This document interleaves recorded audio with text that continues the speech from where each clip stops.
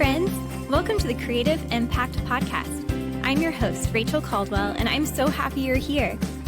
Each episode, I take some time to chat with fellow artists about life, faith, and the impact of the arts.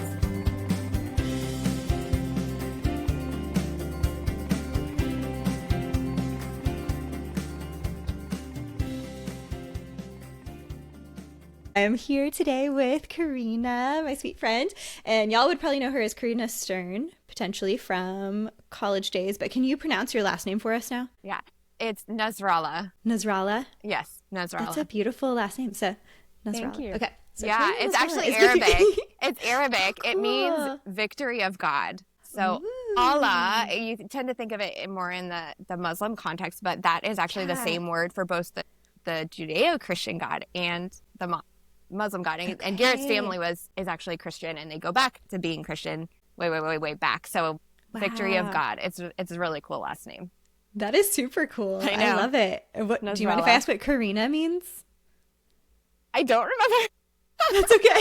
No worries. I was just curious. I was like, that's so cool. I love the meaning of names and just like the history as well with families, and so super cool. Yeah, it's spelled my first name's spelled with a C because my dad's name is Curtis and it's spelled with a C, because like more common spellings are K, but mine's C because my dad was Curtis with a C. So I know that much. I love it.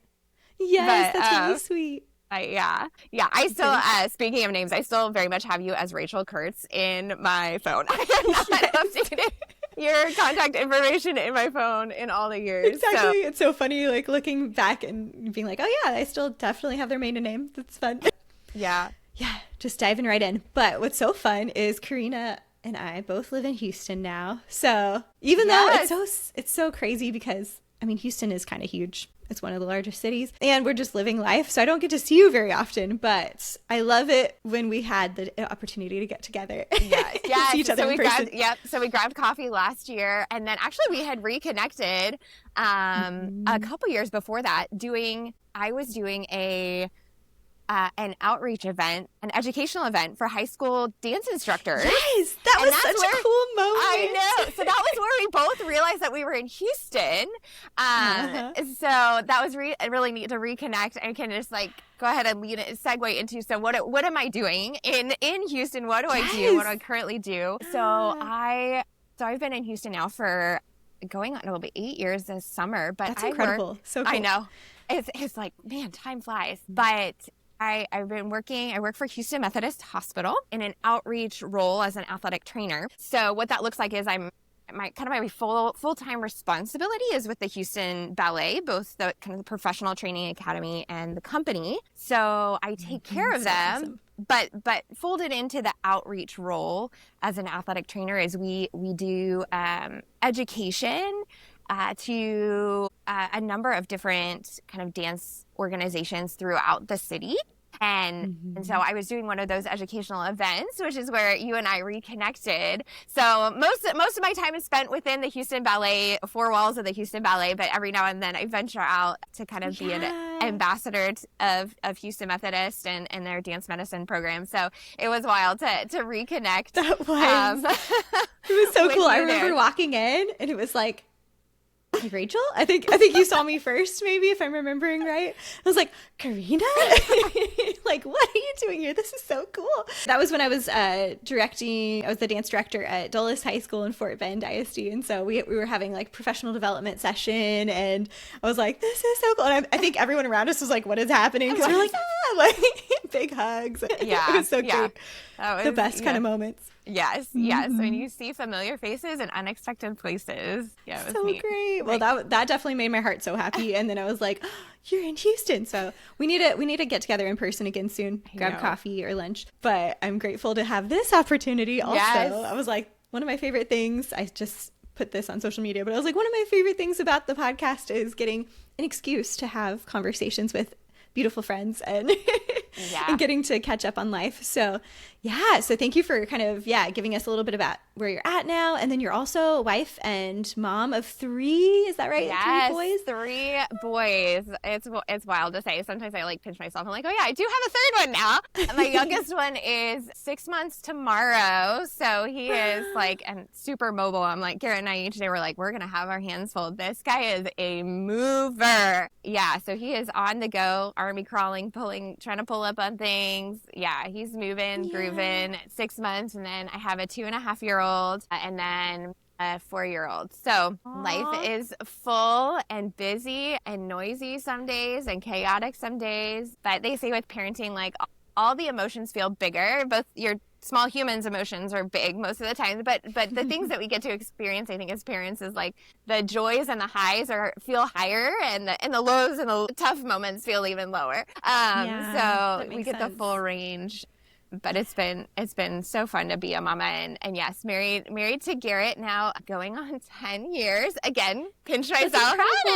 Yes, so cool. 10 years this summer. So we were college sweethearts. So we met at Belhaven. So our story goes back to Belhaven as well. So that's one of my favorite Belhaven memories that I've gotten to keep with me. But you've got a hubby connections to Belhaven too, but a little less directly.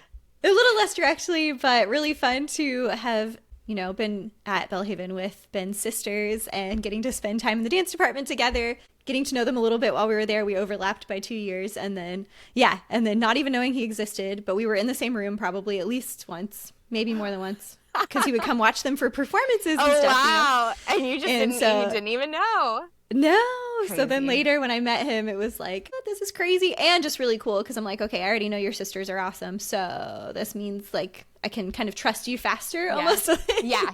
He is of good character or good rapport at least. Yeah. Yes, exactly. So I love that. And I love that y'all's story starts there at Belhaven. And I was thinking back, we were trying to figure out where we first met, and we honestly don't really know. I was like, for whatever reason, I feel like I'm like, oh, I thought I had pretty good memory, but lately I'm like, I don't really remember so many things about like high school and college and all the things. The details, yes. But I do remember loving you from the beginning, and whenever that exactly was. Yes, yeah. I think we decided we overlapped in a number of spheres, even pre-Belhaven, which is kind of fun to reminisce on, is like both of us went to Ballet Mag at, close to around the same time. Exactly. Similar time frames. And then we were at a dam for probably the summer intensive, like around the same times. So I think your face is familiar. I remember visiting Belhaven, and I think I overlapped with you either meeting to talk about the program. This was before I was a student, and your face was familiar. And that's what the impression I remember is like, even when I was then meeting with you or got to meet you at Belhaven in the dance program, or prior to kind of signing on, that your face was familiar from different spheres. And that was, you have such a sweet and like radiant personality. You're very like impressionable, like in the very best Thank way. You. That's so sweet. So yeah, it felt like I already had a friend when I got to Belhaven. That's what I remember, and that was what was really sweet. And so cool. I love that so much. Definitely, and it's been fun. Kind of being able to, one, overlap. So we overlapped for 3 years in the dance department. Yep. And then we also lived in Caldwell Hall together. Yep. Your freshman year. Yep. Which would have been my sophomore year. Yeah, Caldwell and the shower roaches. Yes. Those are my other memories of like, first memories of like Belhaven and Caldwell Hall. And granted, I only lived in Caldwell 1 year. I think I went over to Cohen White as soon as possible. Nothing against Caldwell, but man, those shower roaches. And I grew up on the East Coast, and coming down to the South, I was like, these bugs are so big. They are, they can be like huge. The roaches. Like, we have them here too. Yeah. RUS has roaches of unusual size. Yes. So true. So, but yes, they're such a fun time. And then if they start flying, it's like, oh yeah. It was, anyways. And they can crawl the wall, not only the walls, but also like the ceilings, right? They can like, and that was what always freaked me out. It was like, okay, if they're on the dropping on you in the night or something, like, anyways, sorry. Totally like very memorable. Were you in Caldwell with Christy? Yes, I think so. Yes. I think so. And I'm trying to remember her last name now. Anyways, but I just remember, so we were RAs together one year, and there was like, I think a roach in someone's room. I'm sure as an RA we had to like, we're called upon to be the brave one to go kill the cockroach. And so we were like, we're in this together, and like moral support for each other to go. Anyways, I just remember her lovely spirit and willingness to be there. Anyways, we had a lot of funny moments like that, but Caldwell, good times for sure. And MD, like the best. She's awesome. Yes. Shout out MD if you happen to listen to this. Yeah. So many fun times. And then Helen White is beautiful and fun as well. So I got to be there my senior year. So I don't think we were living there at the same time, but it's definitely a great hall as well. So it's so crazy going back and like seeing the buildings, and just, I remember the first time I went back and visited with Ben, we were walking like from the Fitzy Irby building and then over towards Caldwell, and I just like broke down crying because it was just, I don't know, like the sentiment of it, and like, I don't know, just such a sweet time in life. So it just all hit me at once, I guess, all the emotions. And he was like, are you okay? Like, I'm good. Right? It's just good memories. Yes. Good memories. So fun. Do you have any favorite memories besides the cockroaches of your time? Not that was a favorite. Yeah. A favorite, talking about like walking across the campus and just beautiful like spots on campus outside of Helen White. There is, and I think I'm trying to remember when I most recently visited, if these are still here. There were these beautiful trees. I think they were like live oaks, and they're like there's outside of Helen White, there's like this little hill that goes down to, they built a building there. It used to be like a water pavilion, right? With like fountains, and now it's I think the Billy Kim International Center or something. Yeah.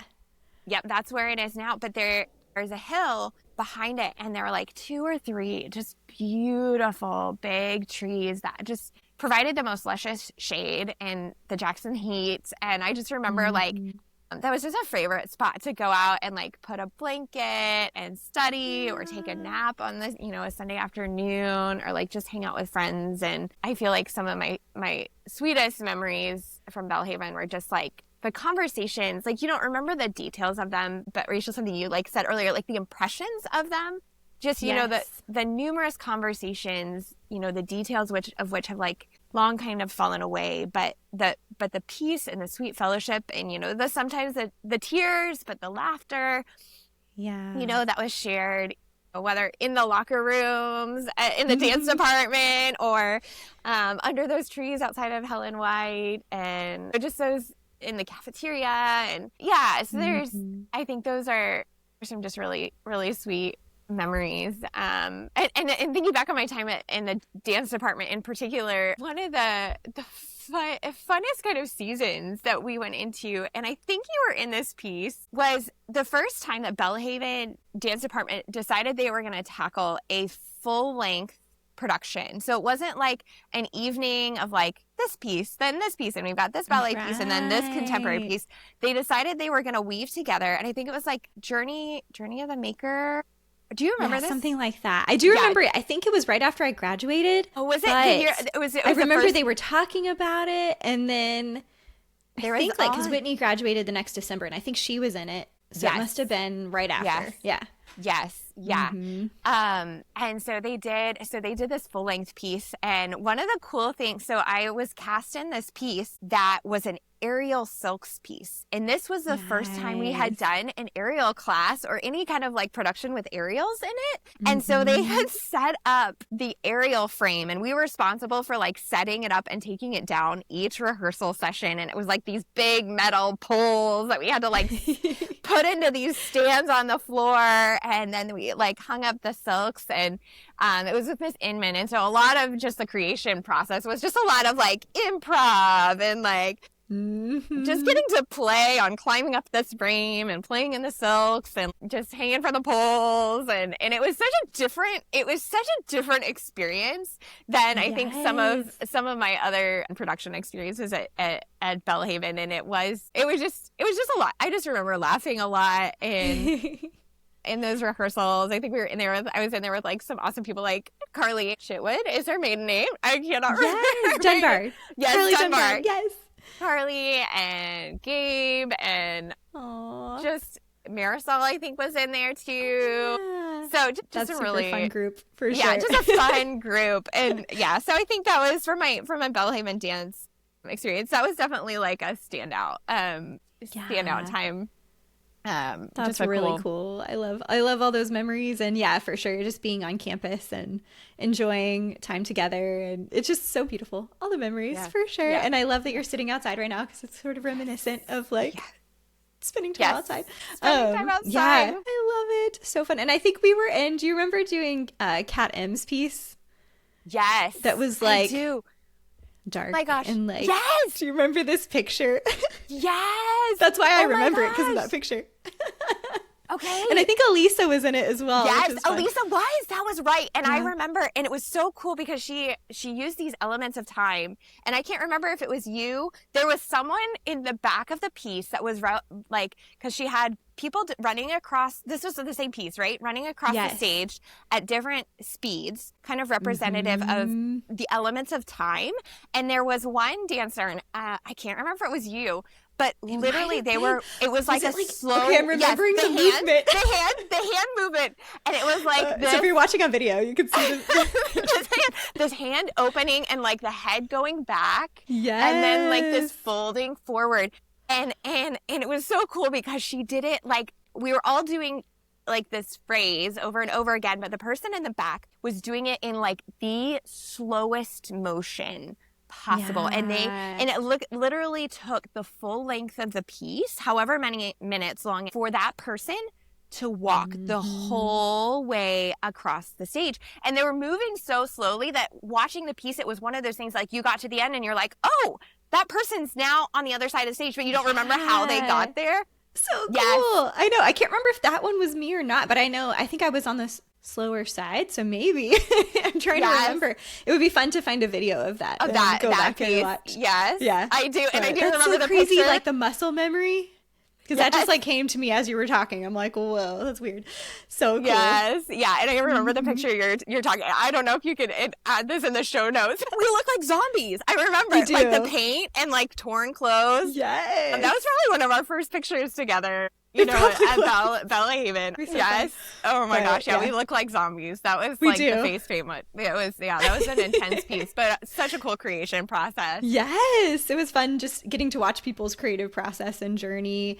Speaking of just memorable things, but is there anything that like really impacted your journey during your time at Belhaven? Yeah. Or that has impacted it into the future?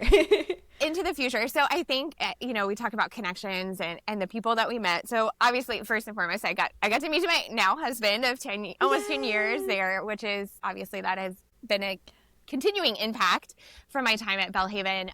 But I made a pretty pivotal career choice during my time at Belhaven. Probably my sophomore, junior year, I was trying to make the decision, leading into the second half of your experience, you're starting to think about like, what does life after Belhaven look like? And trying to navigate some of those decisions. And I remember having a meeting with Cynthia Newland and kind of talking through where my head was and some of my interests. And I knew I had an interest in kind of medicine or kinesiology. And she's like, let me introduce you to Dr. Jeffrey Russell. And I was like, okay, I don't know who this guy is. So she gave me his email. I sent a cold email, and little did I know out of that cold email, I made a connection that really has shaped kind of my career trajectory from that point on. Wow. Jeff became a tremendous mentor to me. He's the one that convinced me. He's an athletic trainer. He's now faculty at Ohio University.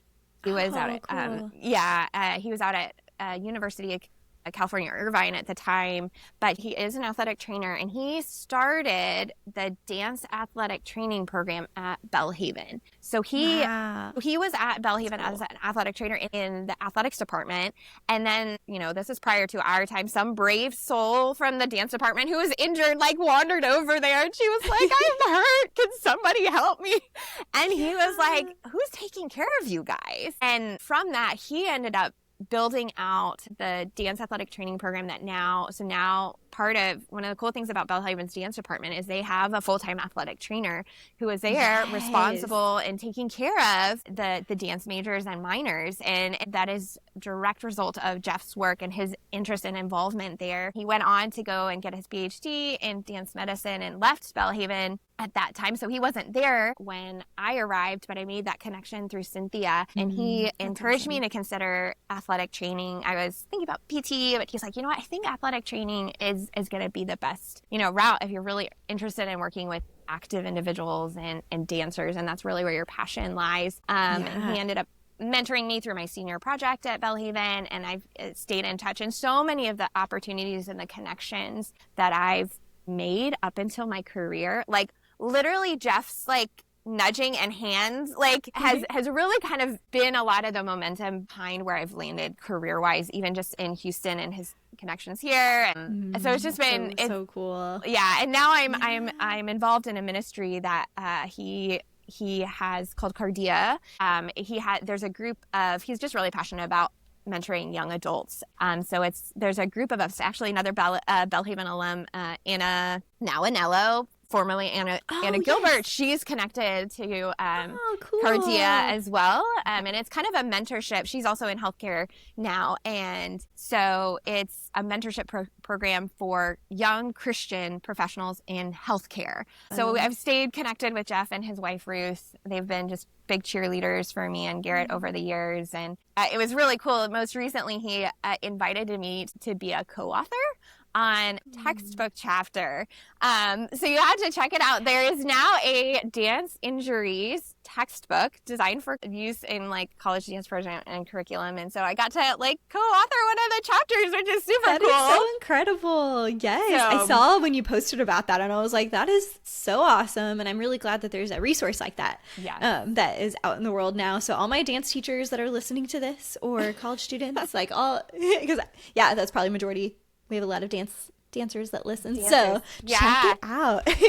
I think those connections, and particularly Jeff, has been, that's one of the biggest impacts in just where I am now, and having pursued athletic training. The launch pad for that was that experience and those connections that I made at Belhaven. So that's incredible. Yeah. Yes, I love that journey and kind of how mentors can help point us in a direction or give us the courage to try something that we may not have considered, or, just super beautiful. So, So then you went and got your master's. Yes. Yeah. And was that in, what was it? The degree technically? Yeah. So it was a master's in athletic training. And I got it at Shenandoah University, which is in Virginia. So that's a 2-year degree. And while I was there, they actually have, part of the reason I chose their program is they have a specialty in performing arts medicine. So I knew, so even though I'm not a dancer now, I knew I always wanted to work with dancers and performing artists. So I chose that program because of that kind of certification that I could get in conjunction with my master's degree. And that did end up opening up some doors, again, kind of post degree, and then led into my connections here and where I am now. So. Yeah. So speaking of, I know that was a big shift. One, probably to go pursue your master's and then get married and come to Houston. What was the order of events? Yes. Did y'all move pretty much right after you got married, or? Yeah. So I finished my master's degree. We got married the summer after I graduated. I did 2 years working in Richmond, Virginia. Okay. So cool. Garrett and I moved, pretty much relocated shortly after we got married, and we were there for about 2 years. I was working with a small outpatient PT clinic and doing outreach with a small regional dance company there, and made some connections ultimately to the program here in Houston. Again, the dance world is small. The dance medicine world is probably even smaller. So everybody knows everybody. And so I made a connection that led to a job opportunity here in Houston. We have no connections to Houston otherwise. Like Garrett's family's in Colorado. My family was in Virginia, then Georgia, like all East Coast. So it was like, here's like Texas. Like what? And I almost didn't even apply for the job because I'm like, there's no way. Like Houston, who wants to move to Houston? But so I know. I love all my Houston peeps. Yes. All the Houston peeps. And I'm in Houston, obviously. So right. Yeah, we've been here now 8 years. But, you know, hand of God moments. I mentioned it to Garrett and he's like, let's go. And I'm like, okay, all right, God, like we're going to Houston. And I had come down here for an interview, but he followed me. Like we moved, he had not even seen Houston before he moved here. So like for those of you, again, you know, all the Houston peeps or people who have visited Houston, one of the first impressions that you get is like the interstates. Yes. They're so big and there's so much traffic and it's so hot. And literally 2 weeks after we moved, and this is after a moving journey where like our car broke down in Louisiana, like it was kind of a tumultuous season, and we like moved here, and literally a week and a half later after I started work, we got slammed with Hurricane Harvey. And I was goodness. And Garrett and I, again, were just like, what did we just do? Yeah. This place is crazy. And so it's like one of the worst hurricanes. Yes. Like in our lifetime. Or yes, even beyond in our lifetime. You know, there's been other hurricanes, but for sure, for those that maybe didn't, they probably saw some news somewhere, but like literally it was moving, and it wasn't even that it was that bad of a hurricane, but it was that it just sat over Houston for days and like just kept pouring rain, and so we had just crazy flooding. I think the total rain counts during Harvey, I remember hearing stats later, it was like over 50 inches of rain. That's insane. It was so like crazy. And I think though at the worst of it was like 12 inches in an hour. Like it was just it was unbelievable. So the flooding across Houston was catastrophic, and so my second week of work, Garrett and I, we were close to the med center at the time, and obviously being connected to a medical center, most of the healthcare workers that were in the hospital were basically living there until the flooding went down. So everything was kind of on lockdown because parts of the med center were flooded. So the people that were there were staying there, and they were working, and they were taking like turns sleeping and working, and they were calling like basically anyone that's a hospital employee that can get to the hospital, get here. We will put you to work somewhere. So Garrett and I actually volunteered in the food service, in the kitchen. Oh, wow. My second week of work at Houston Methodist, we were helping out in the kitchen, and it did not matter that Garrett was not a Houston Methodist employee. They were just like willing hands. We just need people. We need people, and we need to keep our patients fed, and like this is just essential work that has to be happening. But anyways, what a welcome. What a welcome. And at the time, and I think it ties into kind of looking back at the journey after that. So my husband was traveling a lot internationally at the time for a Christian mission organization he was doing photography with. So he was in and out of the city a lot. Probably he was away in that first year more than he was actually in Houston. Wow, and it was just I remember starting out with Harvey was just such a shocker. Kind of a trauma. And then this season following that, trying to find community in a city that was trying to rebuild in, like churches weren't even meeting in their typical locations. I, a lot of times, was having to go and try out churches by myself because Garrett was traveling. And when he was home, he was dealing with like reverse culture shock because he was coming home to a city he didn't know. And that felt so foreign, and was trying to rebuild from a hurricane. It was a really dark, hard season. And I remember there was just so many questions of, did we doubt of like, what are we doing here? Why are we in Houston? What does this mean for us? Just the tumultuous kind of nature of things that brought up in our marriage and our family. But God's faithful, like just reassurance, like you are where you're supposed to be. Even though I think sometimes you question like, what are we doing? There was never like this nudging of like, we need to be somewhere else. Like, and the Lord, just looking at the Lord's peace in that, is just truly like just amazing to reflect back on. Even in that first year, that was so hard and so dark, and the city as a whole just struggling, and us struggling within it and trying to find community. But eventually, getting plugged into our now church home. We've still been with 7 Mile Road, Houston, for going on, again, almost 7.5 years, and the community that's come out of that, the Lord has just provided through even just that season. But it was a rocky moment. Yes. Oh man. I can just only imagine, because we had actually just recently moved back to Houston as well. We had been in Austin for a couple of years and then had come back like in 2016, I guess. So we were just kind of settling in, but we have family here. So just to imagine that happening so soon after moving, not having connections, all the things, like, wow. But so cool to hear just of God's faithfulness. And I love how he does like provide and carry us through those seasons, which is incredible. And I think sometimes we think, okay, if this is from God, it should be easy or good, or like seem like, oh, this is just so quote unquote like feels right or whatever. And it's a good reminder that even things that are from the Lord or where he has you are not always easy, or not always super clear or smooth or whatever, but that he provides in the midst of it, and he gives peace as well. That's like so cool.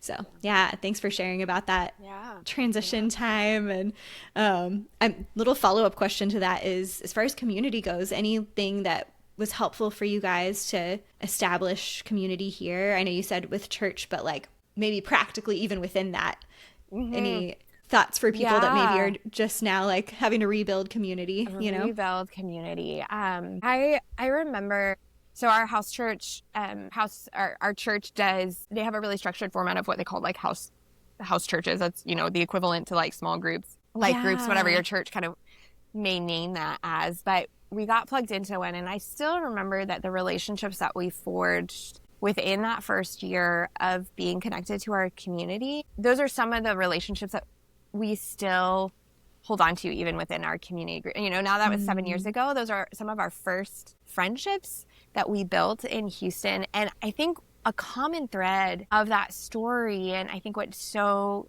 kind of knits us together in community, is there was several couples. It was mostly just couples. None of us had kids at that time. But we were walking through different seasons of hardness. We were struggling with, Garrett traveling, just the transition.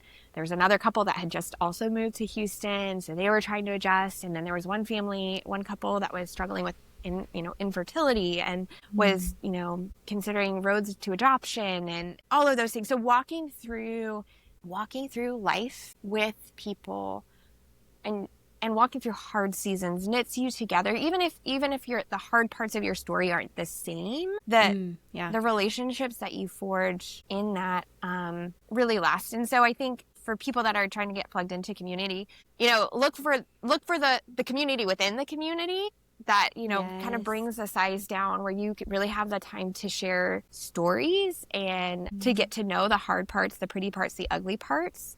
And to be vulnerable in those spaces is really, that's, I think, where the soul work of community is forged.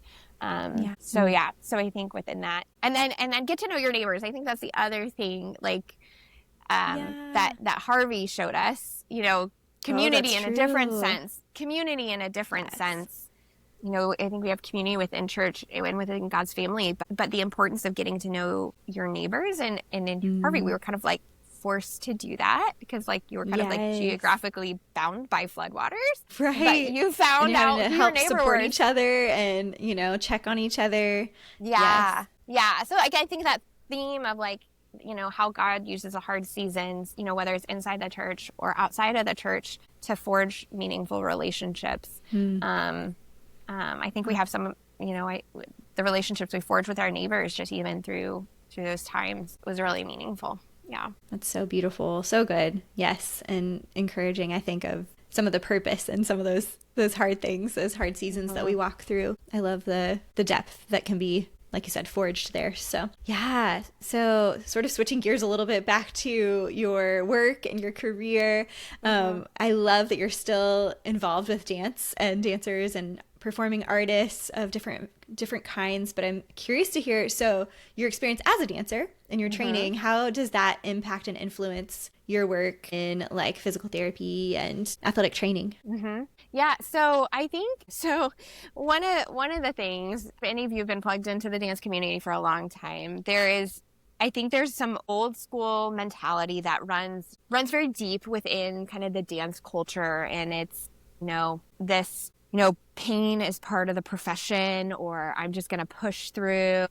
The push through, you hear that all the time, or at least we used to a lot, I think. Yeah, I think it's changing. Hopefully shifting some, but there's still some of that for sure in the water. So yes, for sure. And definitely, almost 10 years ago now when I was getting into it, I think that was more prevalent. I think, fortunately, I do think the culture is shifting as education, familiarity, awareness is growing. But at the time when I got into it, there was kind of that, like, you just got to push through injury, and a very much a wariness of healthcare professionals in general are seeking out care. I think from this kind of place of, well, I'm a dancer, they don't know what I do, there's not going to be understanding, they're just going to shut me down. And tell me I can't do what I want to do. Yeah, can't do what I want to do. And I think a formative moment for me was like when in high school I had a classmate that tore her ACL doing Grand Allegro. And I was in the room, and I remember her coming back from one of her first appointments with the orthopedic surgeon, and her frustration. She's like, he kept referring to my injury like I was a football player. She was like, it was clear he didn't get it. Like, it was like I was a football player, and like he didn't understand that what I do is different. And just the frustration and the wariness and the distrust that you build when it didn't feel like someone understood where you were coming from and what your day looked like and the training that was involved and all of that. And that stuck with me of like, there's a need here, and it has to start, that relationship between a healthcare professional and dancer has to start with trust. Not that there aren't phenomenal healthcare providers that can work with dancers and work really well with dancers, but it has to be a moment of trust. And I think in a lot of ways, I had a leg up getting into athletic training and working with dancers. When they heard that I was a dancer, was a performer, it's like, oh, okay, so you get it. Like there's like a sigh of relief. Yeah. Like I can trust you, or what, and hopefully you're not going to just tell me that to stop dancing or whatever. Right. And so I think that has made my transition into, from being a dancer into the healthcare professions in a lot of ways is a bridge that has made that easier and has at least given me a leg up on that trust component. I certainly think that trust can be built, if a healthcare provider, it doesn't have that background or wasn't a dancer, that can be built. But I do think I had a head start on that process. Right. Just from my background and that has given me, I think, so much of working with dancers is just learning how to use the lingo. Like, I was doing a ton leve, and and that's what they're going to tell you in an evaluation, and I know exactly what that means. So yes, you speak the language. I speak the language, and I understand the culture, and so just you being able to use the same lingo and jargon, so to speak, I think helps a lot, and it has informed that. Yes, I feel like that understanding is so powerful, understanding their experience and like you said, even just the culture of it and probably the fears that they're experiencing and kind of the psychological side of it as well as the physical. So that's so cool. Any like particular things about your job that are the most rewarding for you? Yeah. It's really neat to see dancers making that full arc. From the moment of an injury. One of the cool things about athletic training that differs from physical therapy is, at least in my setting, I'm embedded in the trenches, so to speak. So my clinic is at the Houston Ballet. So I see the dancers and I overlap. I get to overlap with them every day, which is really kind of an ideal scenario. And so I know these dancers, I get to see them every day, and I get to see the progress that happens just even day to day.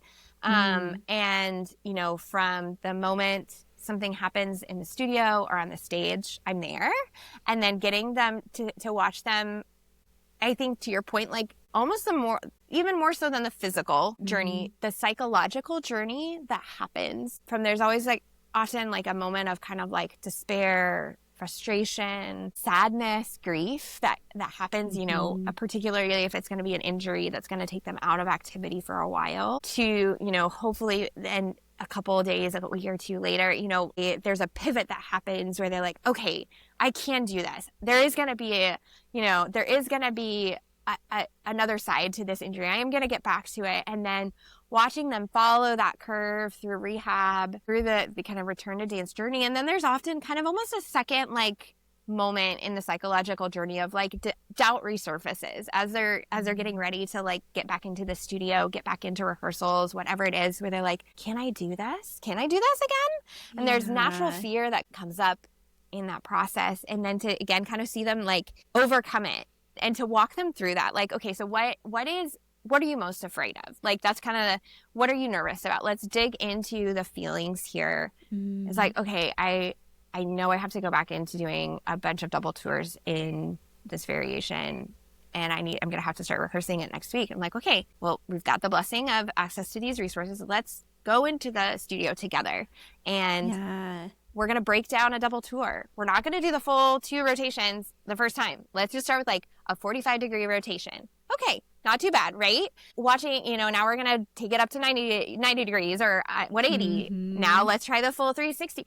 And walking them through and their confidence building a little bit more each time until 15 minutes later, they're doing the double tour and they're like, I did it, and I didn't break myself again, and to get to see that moment of them being able to trust their bodies again, having made that full arc, and then the relief that comes after, they perform that variation on stage again for the first time, and just the joy that comes from that it's just really the little rewards, every day of getting to see that and watch people's journey through that, and having the experience and the skill to walk them through that, to be a part of the emotional and psychological journey for them, but also to kind of be a guide or a friend to journey with them through that. You get to play kind of those different roles, which is really unique, I feel like, and special.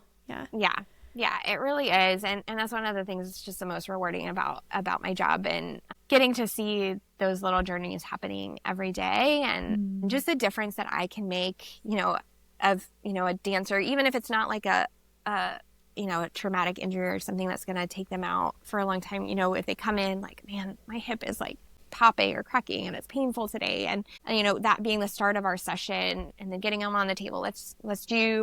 Let's work out some of the soft tissue. Let's have you run through a couple of these exercises. Now let's try that all again. And to get to see that I, either the pain relief or the increase in range of motion that we were able to produce just within, the time that I spent with them is just really rewarding. Being able to visibly see the difference that I can make, and encouraging and supporting these artists in their story, in their journeys. It's one of the things that's made this career for me so meaningful, is often those little encounters just that I get to experience every day, and okay, I am making a difference. And we always have setbacks. I'm not a magician. I'm not God. There's things that aren't always that straightforward, but most of the time there is just that pattern of getting to make a difference and see the results and walk those journeys with the dancers is just really cool.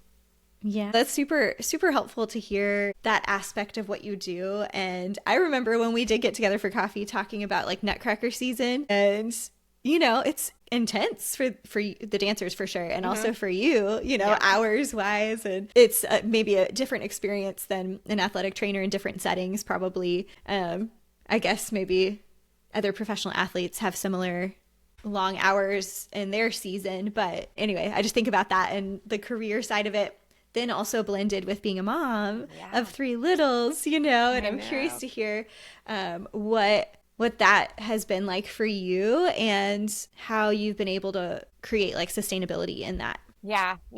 So it's not easy. Any full-time working mama, or any working mama who's kind of made that decision to continue working outside the home while raising littles, I think particularly will tell you it is not easy. Right. And I think it was a decision we had to make when we were expecting 1, then 2, and then kind of reevaluating it even 3 when number 3 was coming along.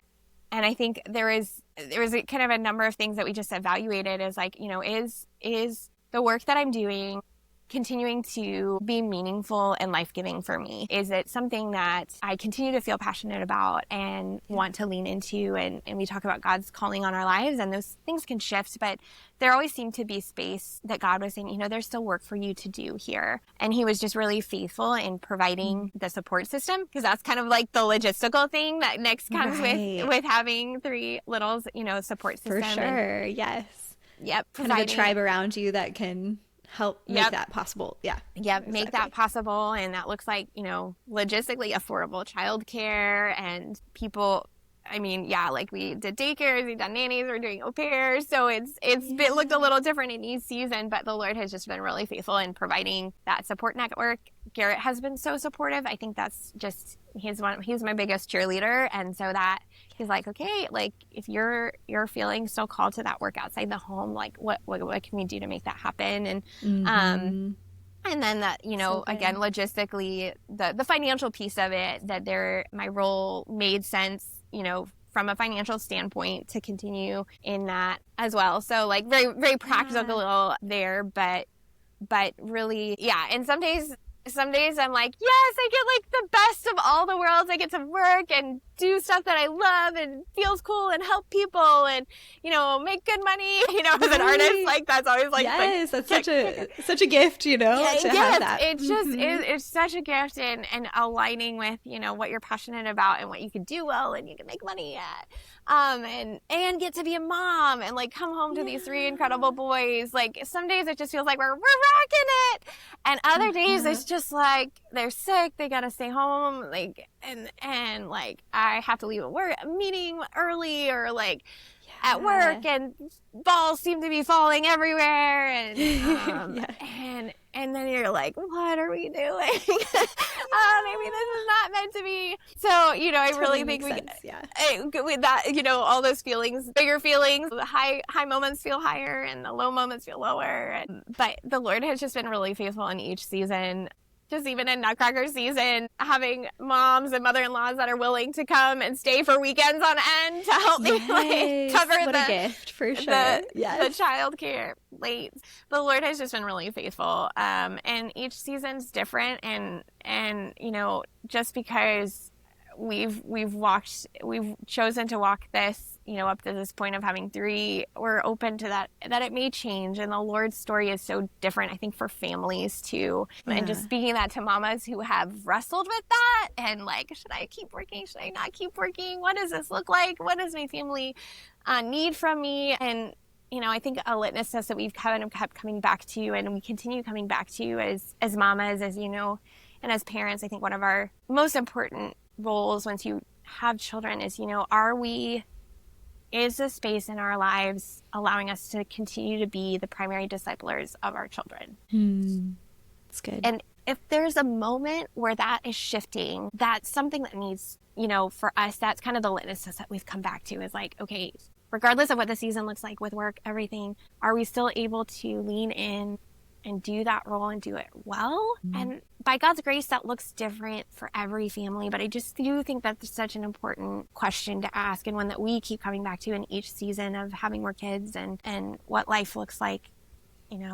If the answer is yes and like he gives us peace about that, I think we're in the right place. So just for that nugget for the mamas I know that may be listening, it's not an easy journey, but we're in it and we're doing it. And God has just really blessed us in it. And it's just been really sweet. So he is faithful wherever you are. Such a good word for sure. But thinking about a sort of a different group is students that are like currently in school right now or are about to get into a college program or something like that. Do you have a word of encouragement for them as they start to embark on this career path? Yeah. So, 15 years ago, if you had asked me what an athletic trainer was, I wouldn't have known what an athletic trainer was. I was like up to my knees and like point shoes and classical training and like, what's an athletic trainer? I don't know. So true. I know, it's so true. But like, again, the Lord opens doors that you don't know or anticipate. And he's faithful in that. And, I think that if you had asked me 15 years ago, what do you want to be when you grow up? A dancer. Like I couldn't envision what life looked like now, but being in it, I couldn't envision a better life than the Lord has given me.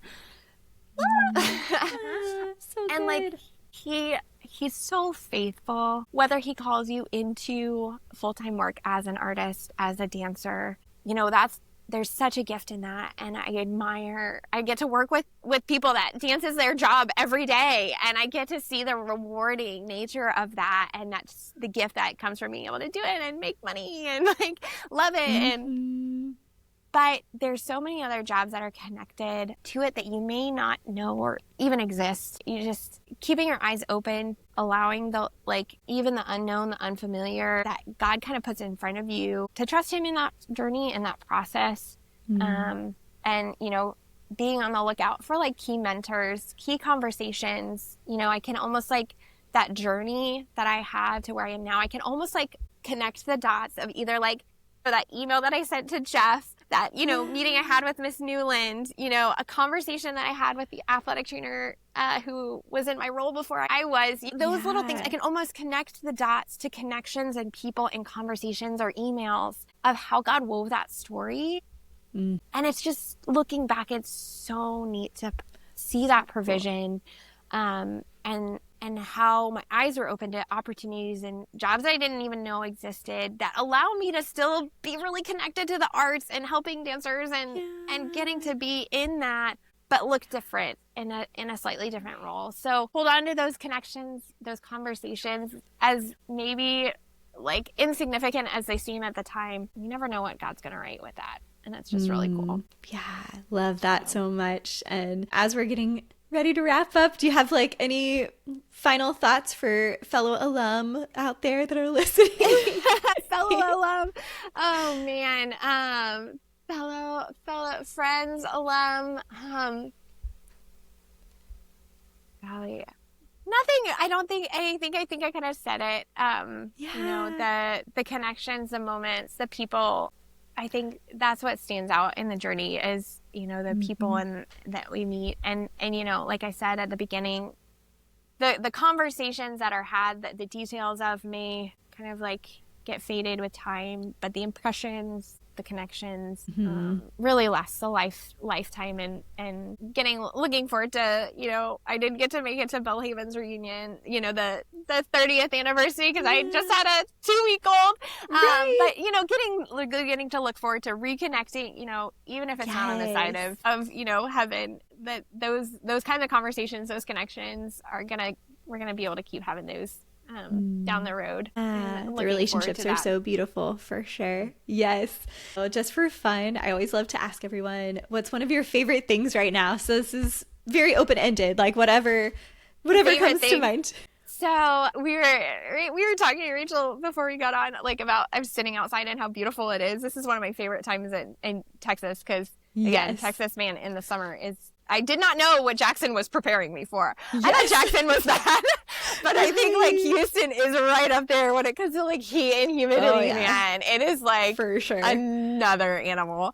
We sometimes call it like oppressive. It's oppressive heat. Oppressive. It's oppressive heat. It's like this, just like the moisture just like weighs in, and we joke about like here we do like reverse hibernation. Like in colder states, everyone has like these like everybody stays inside from, you know, September until April because of the snow and the cold. Here it's like the opposite. Come like May through September, October, everyone goes into reverse hibernation. You live inside. Exactly. So this time of year is such like a beautiful thing. I love it. Yeah, exactly. Yeah, I think connected to that is I recently discovered enjoying one of the best ways for me to enjoy this beautiful time of year in Texas is gardening. And I never thought I would be a gardener, but we've been doing some landscaping, and it's just a really rewarding process. Planting flowers, being in the dirt is, again, you know, things I think I would have been like, what you like gardening now? But that has been just one of my favorite things right now, because it's like my favorite time of year in Texas in the spring before it's too hot, and then getting to just do this nurturing and this cultivating. You know, there's a reason God put us in the garden in at the beginning of creation, and getting to kind of reconnect with that has just been really sweet. So that's one of my favorite things: Texas in the spring and gardening and planting flowers and trees and stuff. So I love it so much. Yes. Well, as we wrap up today, is there some way that people could possibly get in touch with you if they want to connect or reconnect? What's the best way to do that? Best way to do that is probably email. I'm old school. I am just not, I love it. Not on socials much these days. You could try. I have accounts, but it may be 3 months before I check them. So honestly, just shoot me an email. I do check that regularly. I'd love to hear from you if there's something that resonates with you, or if anyone listening is interested in exploring what a career in dance medicine might look like. Would love to have that conversation too. Obviously something I'm really passionate about, and it took just having a few key conversations with some key people, and would love to help someone in that journey as well. So good. Well, it has been such a joy to get to reconnect with you, Carina. Thank you for taking time and getting to just share more about your journey and kind of the highs and the lows and the ebbs and flows that come in life. And I know this will be such an encouragement to everyone that listens. So love you, friend, and thank you for being part of this. Yes, thank you for the invitation. It was really sweet.